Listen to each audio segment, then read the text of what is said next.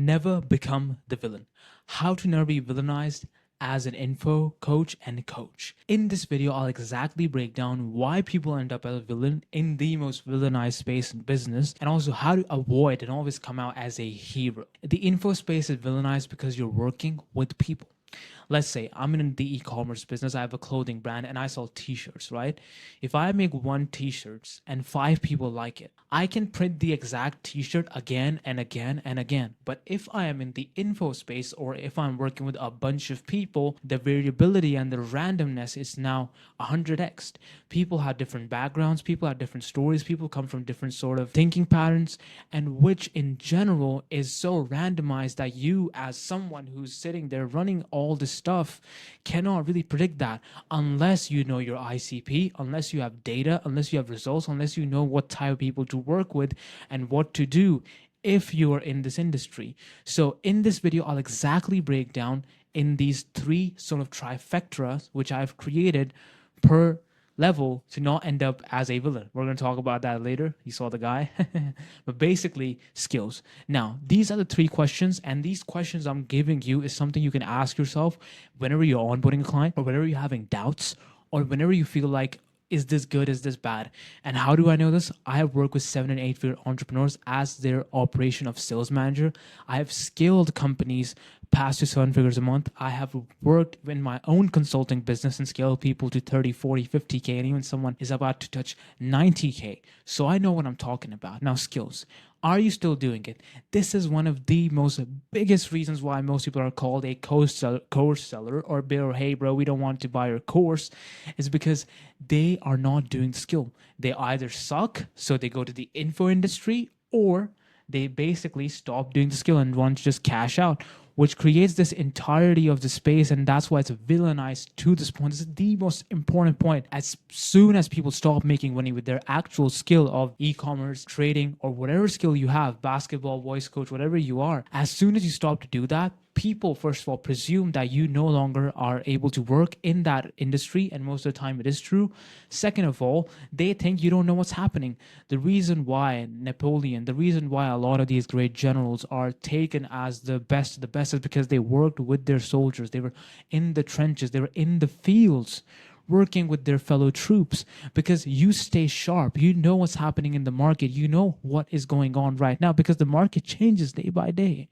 It changes day by day, and you need to sit there and analyze every single point. But if you are not in the industry itself, how the hell are you going to give people advice on what to do?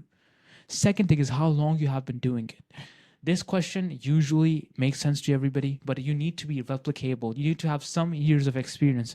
I started selling people or giving them the basics of sales and have some students when I was like over a year of doing sales, and I have like proven results to myself, and I have the confidence to replicate that skill. And second, and that's the third part, which is, can you replicate it? Can you replicate the skill that you're teaching to people? Can you replicate the success that you have done for yourself? And that's why doing the skill right now will make you change. Because let's say you got rich in 1990s, right? Let's say you got rich in the 18th century by being a merchant. Do you think that will really work in this 21st century? Do you really think that would work? Absolutely not. Why is that? The reason is because the game changes, people change, the entire playing field is different, and you're still playing to the normal norms. Like, what are you doing? That's why having the skill and again working on it is one of the biggest factors. So ask yourself, am I still doing the skill? Yes. How long have I been doing it? More than 1 year and 2 years. That's like the sweet spot. Can I replicate? And of course, if you have more experience, that's even better. Can you replicate a success for my students? Can I teach people? Most people don't know how to teach. Most people are really, really great. This is the thing. In boxing or in combat sport, the greatest fighters are never the best coaches, because coaching and taking that humility and ego down to that level is hardest. It's super hard. So great fighters are a lot of the time not great coaches. Can you even coach someone? And if you can't, it's all right. Of course, you want to learn. If you really want to do this, then of course you go ahead and do that. Now, these are skills. Now we're going to talk about Iman Ghazi a little bit, because he is villainized. He's villainized to the point. Now, I'm not saying this guy's a a hero or a villain. He's not some devil or angel. Guy is just playing the game. His new business channel shows how smartly and meticulously he played every single move. And that's what I've learned from him and what to do and what not to do. Now, is Agency Accelerator the best program in the world? No. Did he try to make it work? Absolutely. Did he conduct the sales and the marketing in his favor to get the most results? Of course he did. And rather than being, like sitting there being like, oh my God, Iman is just so bad and he's this, you should just consider and be like, you know what? The guy played the game. Respect to him. That's it. Most time being emotional will not give you the results that you want. Now, let's talk about first of all villain. What do villains do? What do people that are doing it wrong? Someone who is not doing the skill anymore. If you're not doing the skill anymore, you will get the allegations of being a course seller or grifter. You cannot escape them. And I would highly recommend even just checking in and not doing as that rigorously you did in the past, but still being on the skill is absolutely important. Now, someone who doesn't have systems to replicate their success, this is one of the most best points ever. You need to understand this. If you cannot replicate your client's success, if you cannot replicate the exact way for the new landscape that the game has shifted when you played it and you got success for your clients, and changing your things for your students is absolutely crucial. If you cannot replicate the success for your students, you should just stop or figure out a way and take a seat back and then do what you're doing. Okay, this is super crucial. This is why you have people who just testimonial. This is what I do. My selling technique is like, okay, I've helped like 7-8 people in the past 2 or 3 months. This is what they're getting. They're super happy. They want to work with me more.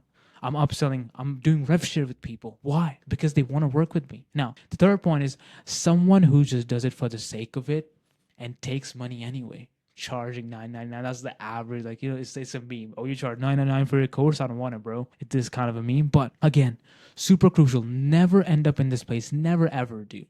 Work with people that you want to work with people that you can get success, because having no deals is better than having a bad deal.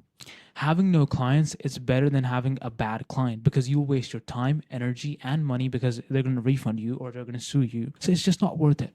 It's never worth it. A lot of people, like, you can look at Iman, right? I think he made like 18, 19 million profit from his entire like YouTube channel and his like entire like, this Agency Accelerator program.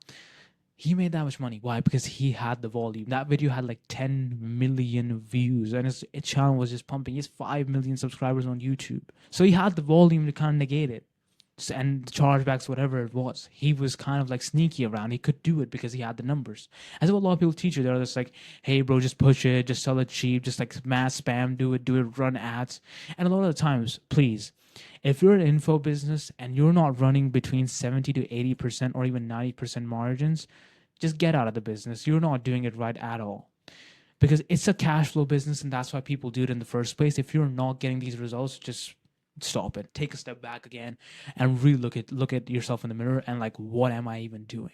Because 70-90% is like the absolute like minimum. This is like why you're running the business in the first place, for the cash flow. But a lot of people teach you these like tactics from e-commerce, tactics from software, which do not work in this industry.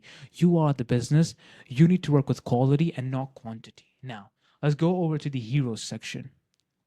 Hero is someone who's still doing skill. They're fresh, they're sharp at what they're doing. They know how to maneuver around, they know maneuver warfare. Check that out, please. That's absolutely one of the best ways to even fight any war, whether it's business, whether it's actual war, whether it's relationship. Maneuver warfare, please check that out. Awesome. Now, you're doing the skill. You have someone who gets results constantly. You have created systems which can replicate a success over and over again, time and time again. Someone who charges and cares and charges a premium for their students.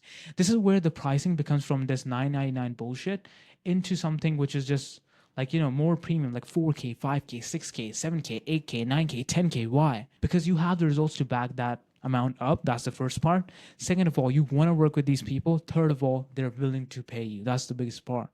Most people pressure sales. Most people do, hey, do you want to buy? They do. Objection handling is for the people that are selling the wrong service to the wrong people. Of course, now there's 2, 3. If you're getting over 5 objections, it's just not it. And a lot of people will sit and hate on me and be like, hey, this guy, he doesn't know anything. I know it because the churn is still exists. They will refund you, or you will not be able to give them results. Now, of course, some people have fear, but if they really don't want to do it, why force it? Again, having no clients is better than having 5 or 1 million bad clients, because those are headaches. Those will take away your life. Now, I'm going to touch on the Holy Grail. The Holy Grail are these 1, 2, 3, 4, 5 points, which makes you the hero of this entire space. They will throw flowers at you, they'll love you. Now, you focus on helping the clients and not worrying about the sales and the system to keep the business running. Now, what does this actually mean? This means that you focus on the marketing. You focus on actually getting what results, as I touched in here. You don't sit there and try to be like, oh, I need to get my ads up, or I need to just make so much content. I need to have a 15 or a 20 member sales team because I have an ego. Drop your ego. I know business owners doing 170K a month profit by the way, with 3 and 4 members. That's it, of staff, not sales teams, not marketing. 3 and 4 members of staff in total. Why are they able to do that? Because they sell to people that they want to sell to. They have a clear ICP. They don't need to force people to do it. They're just like, hey, don't want to do it, don't do it. Because I know who I'm working with. Their 1 client is equal to your 5 clients. They charge a premium for it because they have the results to back it up. And that's how you need to play the game, because they understand that you are the business. You are the business. This whole entire BS around like, oh, I need to remove myself from the business. That works when you're in e-commerce. That works when you're in software, when you're selling mass. A lot of the times people will buy from you because of the person you are and not because of your product in general. There's 15 guys that can do consulting. There's hundreds and thousands of guys that can run an agency. They want to work with you because they like you as a person. And that's the biggest factor. Now, the second part is you need to have the right marketing and dialed in ICP that creates lead flow from the ads and organic. If you don't know who you're selling to, if you don't know where you're going, where will you arrive? Think about that. If you don't know where you're going, where will you arrive? Sit down, make an ICP. This is like, I've said in every single video how crucial this is. Make your ICP dialed in, use your content and marketing messaging according to those people, and you will never have the problem of the wrong people coming in. Because I would much rather have 5 people come in a month who wants to work with me, who I enjoy working with, than 1 million people coming in who I just hate the guts of them. Now, the third part is you focus on getting student results and actually helping them to get the goals they desire, which you promise. Most people fail their promises because they're selling to people they don't want to sell to, and they're working. It's like a marriage almost. Like you guys are running like a failed divorcee marriage. This is what most of you guys are doing. Well, you want to live a happy life. You need to be someone, and the thing, people get emotional, people get greedy, people have all these vices which takes them back. Sit there, be logical, be like, okay, this guy is going to pay me 6K. Is it really worth the pain and everything? Is this guy qualified to work with me? If it's not, leave him. Why do you want to create this divorce marriagey type of stuff? She's going to take half of the money anyway, which is refunds. You're going to get these refunds from these 6K guys who don't want to work with anyway. And you're going to waste months and if not years of your time and progress if you're someone who takes client results and everything seriously. So don't do that. Don't run this divorcee marriage. And also having kids. Now, who are the kids? Kids are implementing systems in their business which cannot be removed away or you cannot walk away from. You giving them the promises which you know you can't deliver or will be extremely hard or near impossible to give. Those are the failed children of the divorcee marriage. And I'm not like making fun of anybody. I'm not like sitting there that's like funny thing. This is actually what happens in the industry. Let's go to the 4th point. You need to have a high ticket offer that lets you work with people who are dedicated to yourself and actually makes the progress enjoyable. This is crucial again. The entire process needs to be enjoyable. You need to enjoy. You need to be like, okay, I'm working with this guy. I like working with this guy. Let's get him. Now, if you don't like him, if he's too much of a pain in the ass, if he's too much of a what's the guarantee, leave him. My point is here again is that you need to work on the quality and the pricing. The reason why we have higher prices and the reason why we don't need that much volume as a service-based business is that we have higher margins. Most people will tell you, oh, we did $1 million a month. What's your profit margin? 10%. You made 100K. But the $1 million worth of energy, work, staff was taken to make just 100K. I would much rather make 100K and have 70 to 80 grand in my bank than sit there, do a million or 10 million a month, but just having like 100K, 200K, 300K a month.